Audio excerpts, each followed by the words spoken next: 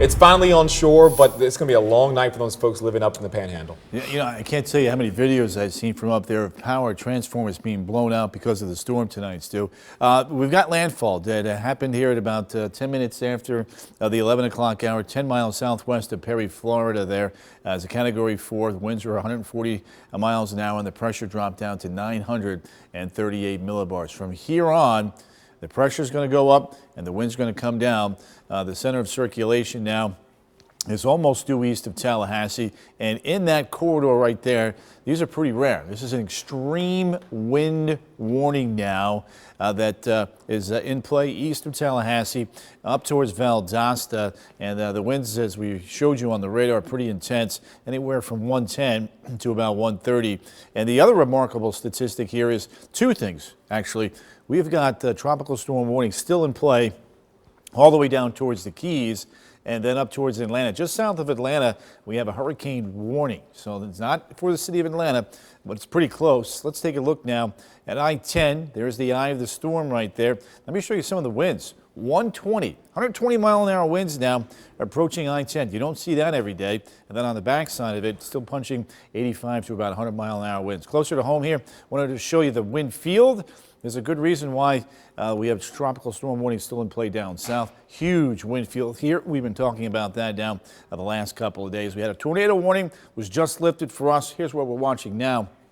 Some of these big feeder bands, and these are all lifting up to the northeast. Cam will have more on that and the risk for the winds overnight tonight right now.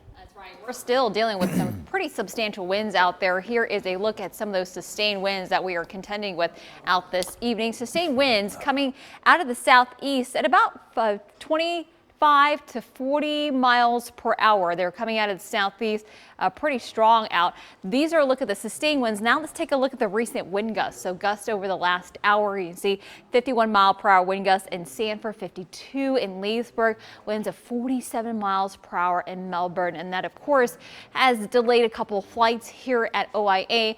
Delayed flights about 10, canceled flights about 8, on time though 37. Thankfully, they have lifted that ground stop out at OIA. In terms of power outages, though, tens of thousands of folks without power. Look at this, 38,000 folks in Marion County are customers without power there, 18,000 in Orange County, 6,000 in Seminole County, and Volusia, double that of Seminole, about 12,000 folks without power there. Now, unfortunately, we're going to continue to see these tropical storm strength winds overnight tonight. Here's a look around midnight to 1 a.m.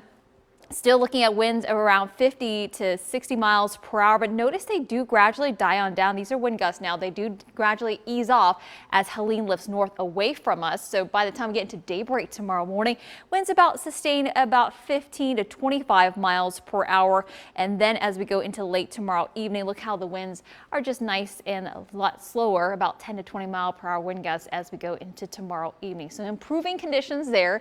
So right now is the worst of the weather with fast moving showers and thunderstorms, tornadoes. Unfortunately, that threat is still possible through the overnight hours. Still dealing with tropical storm strength winds overnight, and then tomorrow morning winds will gradually ease and a few rain showers still linger around the morning, drying out by the afternoon. Back to you guys.